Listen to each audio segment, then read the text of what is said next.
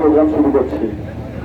তার কারণ হচ্ছে ভোটকারটা আমাদেরকে কেন দিলাম, আপনাদেরকে ভোটকার কেন দিলাম, তার কারণ হচ্ছে আমাদের সকলের বোন মৌমিতা দেবনাথকে আমরা বাঁচাতে পারিনি, তার নিরাপত্তা আমরা দিতে পারিনি, তার জাস্টিস এখনো পর্যন্ত আমরা দিতে পারিনি, যার জন্য আমাদের সকলের উপরে আমি নিজেই ধিক্কার জানাচ্ছি। কেননা এইরকম ভাই বেঁচে থাকা থেকে না থাকাই ভালো।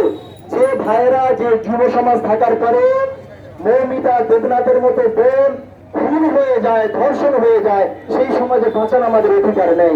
সেই জন্য আমরা আজকে রাস্তায় নেমেছি, আপনাদেরকে অবগত করব, আমরা নিজেরা অবগত হব যে যারা আমাদের বোন মৌমিতা দেবনাথকে ধর্ষণ করে খুন করেছে তাদের যতক্ষণ না পর্যন্ত সাজা দিচ্ছে এই সরকার এবং আইন ব্যবস্থা, ততক্ষণ না পর্যন্ত আমরা রাজপথে থাকবো, আমরা বসে নেব। তার সঙ্গে সঙ্গে বলি, আজকের যে এই রাজ্য চালাচ্ছে, যিনি রাজ্যের মুখ্যমন্ত্রী, যিনি রাজ্যের স্বাস্থ্যমন্ত্রী, যিনি রাজ্যের স্বরাষ্ট্রমন্ত্রী, যিনি রাজ্যের পুলিশ মন্ত্রী মমতা ব্যানার্জি, তাকে ধিক্কার জানায়। কেননা তার এই রাজ্যে ওই পদে বসার কোনো যোগ্যতা নাই। কারণ এই রাজ্যটা কারা চালাবে? এই রাজ্যটা চালাবে সুস্থ সবল মানুষ, যারা ব্রেনটা এখনো পর্যন্ত ভালো আছে, তারাই এই রাজ্যটা চালাবে। কিন্তু মমতা ব্যানার্জি ব্রেন আর কাজ করছে না। মমতা ব্যানার্জি সুস্থ নয়, তিনি অসুস্থ হয়ে গেছে, তারা ব্রেন আর কাজ করছে না। যার জন্য আমরা চাই আমাদের রাজ্য আমাদের কাছে ফিরিয়ে দিক। মমতা ব্যানার্জির মতো মহিলা আমাদের রাজ্যে আর মুখ্যমন্ত্রী থাকার কোনো প্রয়োজন নেই। কারণ যে মমতা ব্যানার্জি লক্ষ্মীর ভান্ডার দিয়ে লক্ষ্মীদেরকে বাঁচানোর জন্য অঙ্গীকারবদ্ধ করে ও প্রতিশ্রুতি দেয়, তিনি শপথ করে, অথচ সেই বাংলায় আজকে লক্ষ্মীর ভান্ডার দিয়ে সেই লক্ষ্মীদেরকে নিরাপত্তা দিতে পারছে না এই রাজ্য সরকার, এই পুলিশ মন্ত্রী। তার সঙ্গে সঙ্গে যে সমস্ত মানুষেরা প্রতিবাদ করছে, যারা মৌমিতা বোনের হয়ে যারা রাস্তায় নেমেছে, পুলিশ দিয়ে তাদেরকে লাঠি পেটানো হচ্ছে, পুলিশ দিয়ে তাদেরকে টর্চার করা হচ্ছে, পুলিশকে দিয়ে তাদেরকে কেস দেওয়া হচ্ছে, তাদেরকে মিথ্যা কেসে ফাঁসিয়ে দেওয়া হচ্ছে। পুলিশদেরকে বলবো, এখানে অনেক মিডিয়া ভাই আছে, মিডিয়া ভাইয়ের মাধ্যমে পুলিশদেরকে বলবো, আইবি ডিআইবি সকলে আছেন, আপনাদের মাধ্যমে অনন্যকে জানাতে চাই, যে সমস্ত পুলিশেরা দিদিমণি চটি চাচ্ছেন, আপনাদেরকে বলি, আপনাদের ঘরেও বোন আছে, আপনাদের ঘরেও মা আছে, আপনাদের ঘরেও মেয়ে আছে। যেদিন একটা সময় আপনি থানা থেকে ডিউটি করে বাড়িতে ফিরবেন, হঠাৎ করে দেখতে পাবেন আপনার কানে খবর আসবে যে আপনার মেয়েটা, আপনার বোনটা, আপনার মাটা ধর্ষণ হয়ে কোন রাস্তার খাদে পড়ে আছে। তখন আপনি কার কাছে জাস্টিস চাইবেন? কারণ আপনি এখন থেকে যারা জাস্টিস চাওয়ার জন্য, মৌমিতার সুবিচার চাওয়ার জন্য রাস্তায় দাঁড়িয়ে গেছে, তাদেরকে আপনারা লাঠিপেটা করছেন, তাদেরকে জল কামান মারছেন, তাদেরকে মিথ্যা কেসে ফাঁসিয়ে দিচ্ছেন। কিন্তু সেই সময় কিন্তু আপনার পাশে কেউ থাকবে না। আপনারা যদি মনে করে আমরা উঠি পড়ে আছি, যা খুশি তাই করবো, আমাদের বিরুদ্ধে একটা হাইকোর্ট বড়জোর হয়ে যাবে, এই কেসটা প্রসেসিং এ থাকবে, এই কেসটা দীর্ঘ লড়াই থাকবে, এই কেসের বিচার হবে না। কিন্তু আপনারা মনে রাখুন, পাশের দেশ বাংলাদেশকে একটু খেয়াল করুন, সেখানে পুলিশদেরকে কি অবস্থা করেছে, সরকারকে কি অবস্থা করেছে।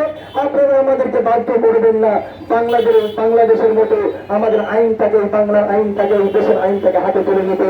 যেদিন আপনাদেরকে বলে দিই, আইবিডিআইবির মাধ্যমে মমতা ব্যানার্জিকে বলে দিই, সেদিন এই বাংলার যুব সমাজ, এই বাংলার মৌমিতার ভাইয়েরা যদি আইন শৃঙ্খলা নিজের হাতে তুলে নেবে, সেদিন কিন্তু একটা পুলিশ কিন্তু এই রাজ্যে বাঁচতে পারবে না। এই মুখ্যমন্ত্রী মমতা ব্যানার্জি বাঁচার জায়গা আমরা দেবো না, এই পুলিশদেরকে এই রাজ্যে আমরা কিঞ্চি জায়গা দেবো না।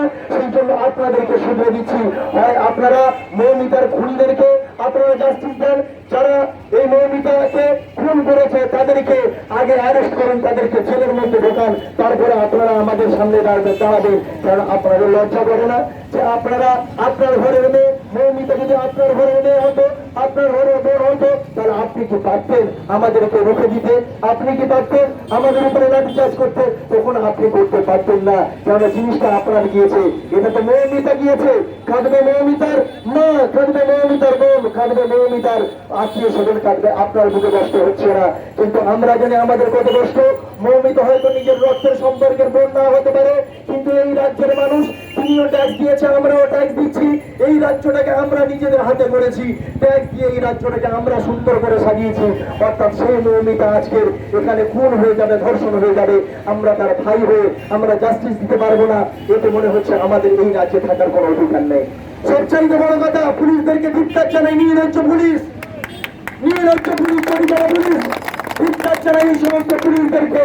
অনেক পুলিশ বলে সব পুলিশ খারাপ নয়, কিছু পুলিশ ভালো আছে, সেই পুলিশদেরকে আমরা রোজ দেবো না। যদি আপনার মধ্যে মানবতা থাকে, যারা বলেন সব পুলিশ ভালো নয়, খারাপ নয়, কিছু পুলিশ ভালো আছে, সেই সমস্ত পুলিশদেরকে বলছি আপনারা রাস্তায় নামুন, উর্দিটা খুলে দিয়ে আপনারা নিজেরা বাড়িতে গিয়েছে কোনো একটা কাজ করে খান, নয়তো কিন্তু আপনাদের বিপদ কিন্তু বাড়বে।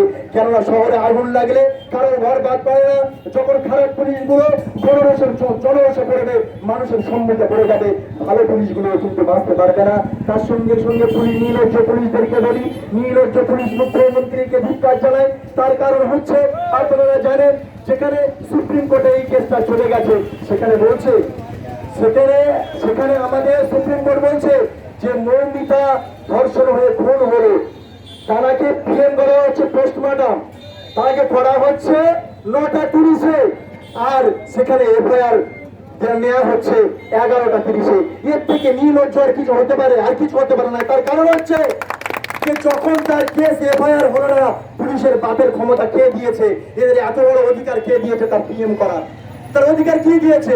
যতক্ষণ না পর্যন্ত পুলিশ, সেখানে পুলিশের কাছে যখন অভিযোগ না যাচ্ছে, ততক্ষণ না পর্যন্ত এদের কে অধিকার দিয়েছে সেখানে তাকে পিএম করা, তাকে পোস্টমর্টম করা, তাকে এক জায়গায় করে এই অবস্থা করা, এটা কে অধিকার দিয়েছে? অর্থাৎ এই পুলিশ মন্ত্রী ভেবেছে, রাস্তায় নেমেছে। সবচেয়ে বড় কথা আপনাদেরকে বলে নিলাম, পুলিশ মন্ত্রী মমতা বন্দ্যোপাধ্যায়, আমরা জাস্টিস চাচ্ছি মমতা ব্যানার্জির কাছে, আমরা বিচার চাচ্ছি মমতা ব্যানার্জির কাছে, অথচ মমতা ব্যানার্জি রাস্তায় নেমে জাস্টিস চাচ্ছে, ফাঁসি যাচ্ছে। কার কাছে ফাঁসি যাচ্ছে? আমাদের কাছে। তাহলে মমতা ব্যানার্জি পদত্যাগ করুন, আমাদেরকে বলুন যে আপনারা এর বিচার দেন 24 ঘন্টার মধ্যে।